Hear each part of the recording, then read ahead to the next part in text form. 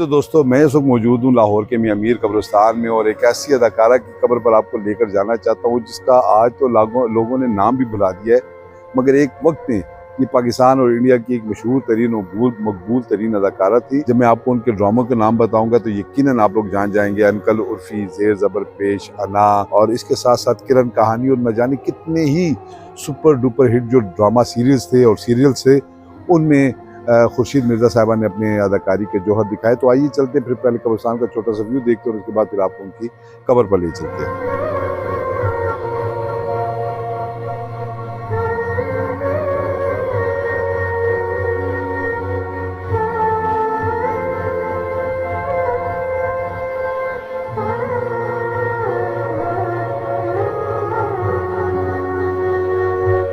बेगम खुर्शीद मिर्जा 4 मार्च 1918 को अलीगढ़ में पैदा हुई। उनका नाम खुर्शीद जहां रखा गया। उनके वालिद शेख अब्दुल्ला बैरिस्टर थे जिन्होंने अलीगढ़ गर्ल्स कॉलेज की बुनियाद रखी। उनकी वालदा वहीदा जहान थी और उनकी बड़ी बहन डॉक्टर रशीदा थी जो अंजुमन तरक्की पसंद मुसन्निफीन की बानी अरकान में से शामिल थी। बेगम खुर्शीद मिर्जा की शादी 1934 में दिल्ली के एक पुलिस अफसर अकबर हुसैन मिर्जा से हुई और यूं वो बेगम खुर्शीद मिर्जा कहलाने लगी। फिल्मी दुनिया में आई तो रेणुका देवी का नाम इख्तियार किया। पहली फिल्म जीवन प्राप्त थी जो 1937 में रिलीज हुई। दूसरी फिल्म भाभी थी जो 1938 में रिलीज हुई और सुपरहिट साबित हुई। इसके बाद बेगम खुर्शीद मिर्जा को पूरे इंडिया में रेणुका देवी के नाम से जाना गया। बेगम खुर्शीद मिर्जा ने अपने दौर के बड़े बड़े सुपरस्टार्स के साथ काम किया। अशोक कुमार समेत दीगर बड़े हीरोज के साथ वो हीरोइन आई। 1941 की फिल्म नया संसार जिनमें उनके हीरो अशोक कुमार थे उसने पूरे इंडिया में धूम मचा दी।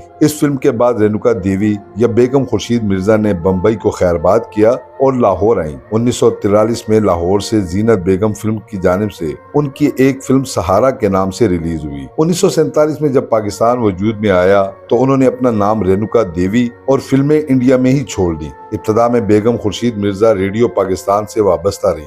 1964 में पाकिस्तान टेलीविजन का कयाम अमल में आया तो उसमें शमूलियत इख्तियार की। बेगम खुर्शीद मिर्जा की पाकिस्तान टेलीविजन में पहली ड्रामा सीरियल किरण कहानी थी जो हसीना मोइन ने तहरीर की। 70 की दहाई में बेगम खुर्शीद मिर्जा पीटीवी की मारूफ अदाकारा बन गई। 1974 में उनकी ड्रामा सीरियल जेर ज़बर पेश आई। ये एक कॉमेडी ड्रामा था। 1974 में ही उनका एक और ड्रामा अनकल उर्फी के नाम से शुरू हुआ जो मुल्क के तूलो अर्ज में मकबूल हुआ। इसके बाद उनके बेशुमार ड्रामे पीटीवी पर टेलीकास्ट हुए। 1984 में उनकी ड्रामा सीरियल्स अना पेश की गई जो बहुत मकबूल हुई। उनके दीगर मारूफ ड्रामों में शम्मा, अफशां, रूसा, धुंध और मासी शरबती वगैरह शामिल हैं। 1982 में बेगम खुर्शीद मिर्जा ने अपनी खुद नविश्त एक मैगजीन में किस्तवार भी लिखी जिसे बाद में उनकी बेटी लुबना काजिम ने तरतीब दिया और एक किताबी शक्ल में छापा। बेगम खुर्शीद मिर्जा खवातीन के इदारे अप्वा से भी मुंसलिक रही और खवातीन की फलाह बहबूद के लिए बड़ी खिदमात अंजाम दी। उनकी खिदमात के एतराफ में हुकूमत पाकिस्तान ने उन्हें 1985 में तमग़े हुस्न कारकर्दगी से भी नवाजा। बेगम खुर्शीद मिर्जा का इंतकाल 8 फरवरी 1989 को लाहौर में हुआ और उन्हें मियां मीर कब्रिस्तान में दफन किया गया। बेगम खुर्शीद मिर्जा जो पाकिस्तान बनने से पहले और पाकिस्तान बनने के बाद भी एक मशहूर और मारूफ अदाकारा रही, मगर सारी जिंदगी उन्होंने इंतहाई ग्रेसफुली गुजारी। एक बावकार खातून थी और ये वकार न सिर्फ उनकी अदाकारी बल्कि उनकी जाती जिंदगी में भी झलकता था। पाकिस्तान टेलीविजन पर खुर्शीद के नाम से 2 अदाकाराएं बड़ी मारूफ हुई, एक बेगम खुर्शीद मिर्जा और एक बेगम खुर्शीद शाहिद। अक्सर लोगों को इसमें इब्हाम रहता है कि ये दोनों एक ही शख्सियत हैं, जबकि खुर्शीद मिर्जा और बेगम खुर्शीद जहां 2 अलग अलग शख्सियात थी। बेगम खुर्शीद शाहिद अदाकार सलमान शाहिद की वालदा थी। यकीनन बेगम खुर्शीद मिर्जा ने टेलीविजन पर जो दौर गुजारा वो पाकिस्तान टेलीविजन का एक सुनहरा दौर कहा जा सकता है। उन्होंने अपनी मुनफरिद पहचान बनाई और आज तक लोग उनकी आला अदाकारी के मोतरिफ हैं। लाहौर के मियां मीर कब्रिस्तान में उनकी एक गुमनाम सी कब्र आपको दिखाई देगी, मगर ये उस खातून की कब्र है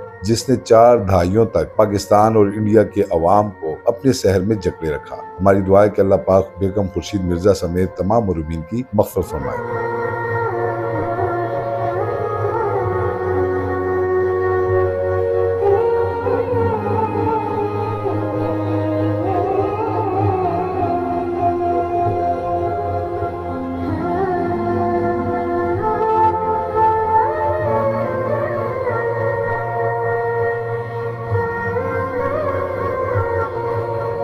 मौजूद हूँ पाकिस्तान और इंडिया की माजी की एक बहुत बड़ी अदाकारा खुर्शीद मिर्ज़ा की आखिरी आरामगाह पर।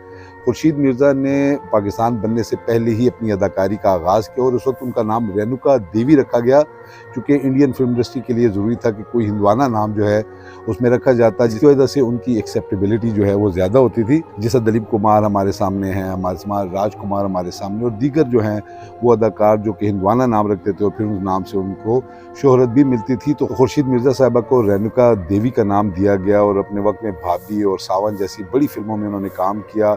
उस वक्त बड़ी मशहूर थी। पाकिस्तान बनने के बाद उन्होंने अपना वो नाम और फिल्में तर्क कर दी और पाकिस्तान में जो है वो चली आई। यहाँ आकर उन्होंने अपने ओरिजिनल नाम के साथ फिल्मों में तो काम नहीं किया, मगर रेडियो से उन्होंने अपना जो है वो कैरियर स्टार्ट किया। बाद टीवी में आई और फिर टीवी में हम लोगों ने देखा कि अंकल उर्फ़ी, ज़ेर ज़बर पेश, किरण कहानी, अना और न जाने कितने ही सुपरहिट ड्रामे थे, जिसमें जो है वो खुर्शीद मिर्ज़ा साहिबा ने जो है वो अपने फ़न का मुज़ाहिरा किया। लाहौर का ये एक मियां मीर कब्रिस्तान में बड़ी वीरान सी और सुनसान सी अब ये कब्र पड़ी हुई है, मगर एक वक्त में ये पाकिस्तान की हर दिल अजीज़ अदाकारा थी। आज की नौजवान नस्ल तो शायद उनके नाम से वाकिफ़ ना हो, लेकिन बहरहाल उन्होंने सोशल मीडिया पर, यूट्यूब पर और दीगर जो है फ़ोरम्स पे जो उनके ड्रामे देखे होंगे वो यकीनन उनको जानते होंगे। बड़ी बेसाख्ता अदाकारी ने हमेशा लोगों के दिल को मोह लिया। पाकिस्तान बनने से पहले जब वो फिल्मों में काम करती थी तो उस वक्त वो गुलकारी भी करती थी, मगर पाकिस्तान बनने के बाद उन्होंने फिर अपने आप को सिर्फ और सिर्फ रेडियो और उसके बाद टीवी तक महदूद रखा। बड़ी ग्रेसफुल खातून थी, ग्रेसफुली उन्होंने अपनी ज़िंदगी गुजारी और उसके बाद जो है वो अल्लाह को प्यारी हुई। ये उनकी जो है वो आखिरी आरामगाह है। हमारी दुआ है कि अल्लाह पाक जो है वो खुर्शीद मिर्ज़ा साहिबा के जो है वो आखिरत की मंज़िलें आसान करें और उनको जन्नतुल फिरदौस में आला मकाम अता करें।